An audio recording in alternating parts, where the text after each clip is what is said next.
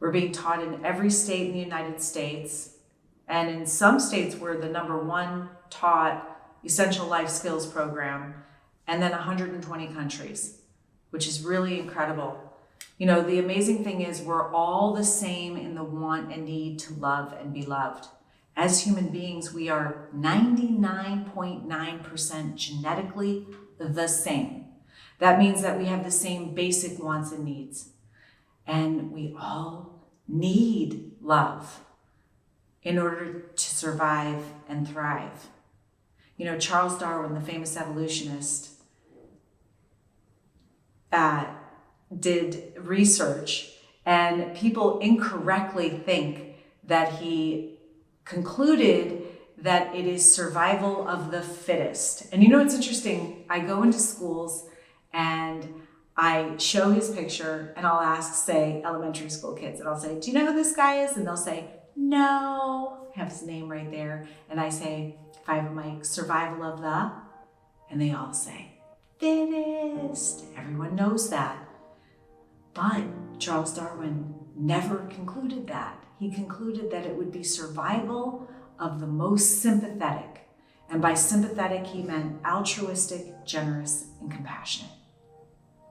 Wow, doesn't that make more sense? Survival of the most compassionate.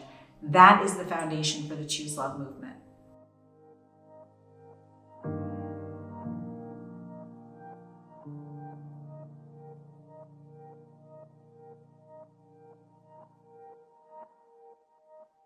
Hi, my name is Senka Caro. I'm founder of LightNet, and my passion and purpose is making the impossible possible. Scarlett Lewis comes to us as a Holo Movement partner, and we welcome her and her incredible work that she is doing in the world. She is the founder of the Choose Love movement, which is an international nonprofit dedicated to fostering SEL, or social emotional learning, in families, communities, and schools around the world. Her journey began in 2012 when she lost her 6-year-old son in the 2012 Sandy Hook elementary shootings. Her son exhibited courage as he stepped forward and told his classmates to run. She was inspired to create this movement with the Choose Love formula that brings people into a choice moment. The formula starts with courage, then gratitude, forgiveness, and compassion in action. And that's exactly what her organization has done. They are in over 120 countries, in schools all around the world, teaching this mindfulness, this thoughtfulness, the stepping outside ourselves to choose love over fear. I'm honored to introduce you to this incredible woman. She is going to be with us in Austin this year at the Wave. Join us. We'll see you there. My purpose is to spread love, to teach people how to choose love as a thoughtful response in every situation, circumstance, and interaction. I came to my purpose through the murder of my 6-year-old son, Jesse McCord Lewis. He was murdered at Sandy Hook Elementary School in his first grade classroom alongside 19 of his classmates and 6 educators in what is still the worst mass shooting in U.S. history in an elementary school. I came home from that day and found a message that Jesse had written on our kitchen chalkboard that he left for us, and it was 3 words: nurturing, healing, love. Written phonetically. He was just learning how to write in first grade, in 6th grade handwriting, but the message was incredibly clear to me that that was the solution to what had happened to him, and that if we could focus on love, that we could overcome the darkness. And so I took that message and started spreading it in schools, homes, and communities around the country, around the US and world.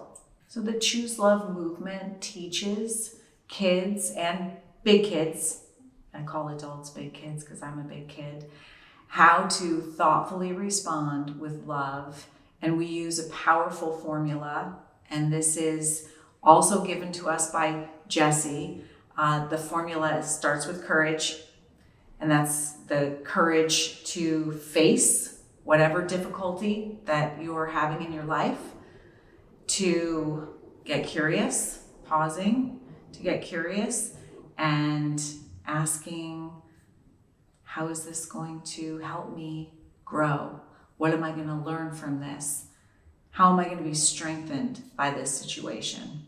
And of course, Jesse showed us a tremendous example of courage when he stood up to the shooter that had just murdered his principal and guidance counselor right outside of his classroom door, and then turned to come into Jesse's classroom.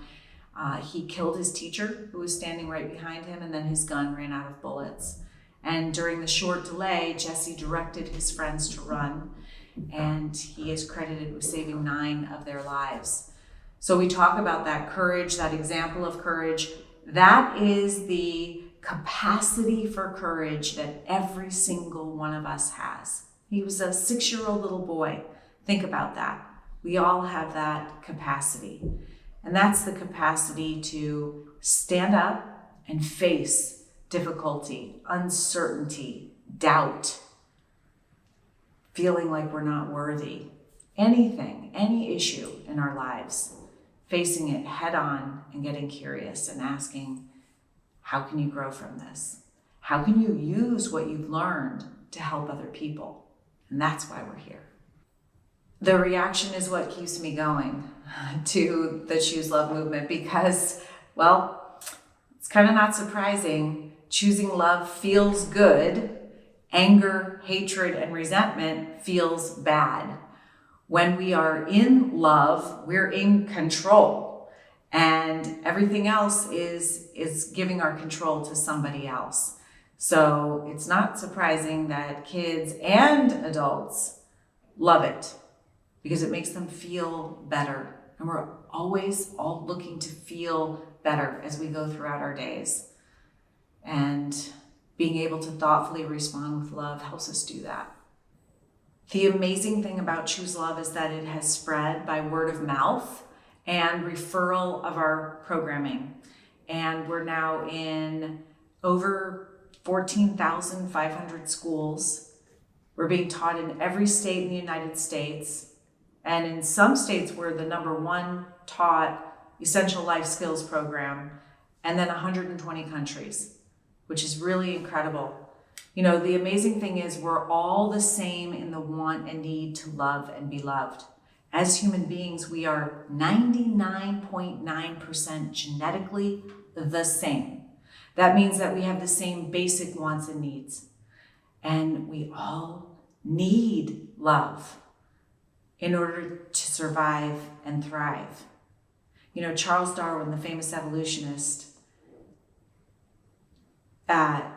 did research, and people incorrectly think that he concluded that it is survival of the fittest. And you know what's interesting? I go into schools and I show his picture and I'll ask, say, elementary school kids, and I'll say, do you know who this guy is? And they'll say, no. I have his name right there. And I say, if I have my survival of the, and they all say, fittest. Everyone knows that. But Charles Darwin never concluded that. He concluded that it would be survival of the most sympathetic. And by sympathetic, he meant altruistic, generous, and compassionate. Wow. Doesn't that make more sense? Survival of the most compassionate. That is the foundation for the Choose Love movement. I think one of the struggles that I faced in finding my purpose is that it came out of my son's murder. But I'm so grateful for that silver lining, for that gift that I found there. And then come to find out that that's where a purpose can come from, through pain, finding purpose in pain. And it's through my research on what happened to my son and how to prevent it proactively, I came across a term called post-traumatic growth. And This is a scientific term that describes how we are designed as human beings to grow through difficulty, roadblocks, challenges in our life. That's how we're designed. So now the Choose Love movement is teaching kids, giving them that understanding that, hey, yeah, you're gonna feel pain, but it's there for a reason. It's to help you grow. That takes some of the fear away from the challenge in your life, because our natural inclination, I think, is to resist and avoid pain. Nobody wants to be in pain. But the fact is, we're all feeling pain every day, physical, mental, and emotional. And so it's our responsibility to fortify our kids with the essential life skills they need to grow through that pain. And there's a whole science behind it. So I realized that was my purpose, to give kids these essential life skills that if Adam Lanza had them, Jesse's murderer, the Sandy Hook school shooter, if Adam Lanza had learned these skills and tools when he was younger, the tragedy would never have happened. If Adam knew how to choose love as a thoughtful response to his pain and his painful experiences, including neglect and bullying and more, then the tragedy would never have happened. Then he would be a happy, healthy, well-adjusted person, and my son, and 26 others would be alive. 28 others, the numbers go up because Adam killed his mom before he left that morning and himself. So really there were 28 victims of the Sandy Hook school shooting, and all of them would be alive today if Adam Lanza knew how to choose love. If he realized that that was an option. We do a lot of prison work, and we go in, and these men and women never knew that love was an option. Why? Because no one showed them and no one told them. And so now coming in, it's a life-changing experience. But we would rather teach kids at a young age, even though you can learn it at any age, how to thoughtfully respond with love so that they never wind up there. And worse. I think education today is focused on test scores and memorization of facts. And really what we should be teaching kids is critical thinking and life skills, like how to have healthy relationships, how to identify, manage, and express our emotions, how to make responsible decisions. There are so many life skills that we're not born with, that we have to learn. And by the way, if you don't learn them at home, in school, or at work, like I didn't, you get to be a 44-year-old person without them. I learned this social and emotional competence after my son's murder, when I was researching a solution. I did not want to join an existing movement. I was asked to, and it probably would have been an easier thing to do than creating my own. But I thought, that didn't work for my son. And that hasn't worked for other kids. And our system is failing kids. So why do the same thing over and over, expecting a different result? I'm going to look to the root cause of the despair, of the pain, suffering that leads to not only the violence that murdered my son, but also substance abuse and mental illness and homelessness. All of these diseases of despair that actually can be reduced and prevented by the right kind of education early on. Before Jesse's murder, I didn't really think about what my true purpose was, I think it changed. Changed by job, changed when I became a mother. But what I didn't realize then, that I know now through my personal tragedy, is the real reason why we are all here on earth. And I believe that our purpose is to take what we've learned through our lived experience, both good and bad, that translates into wisdom. So take that wisdom and use it to help other people. I truly believe that's why we're here on earth. Every single one of us has a unique story. We see the world through a different lens. And we all have this incredible story that we can use to help other people. So other people don't have to suffer like we did in order to get the benefit from the lessons that we learned. And there's actually a scientific term for that. It's called vicarious post-traumatic growth. It is a gift that we give one another. And I believe that's what our purpose is. Once you find a way to have the courage to step outside yourself and share what you have with humanity, you have found your purpose.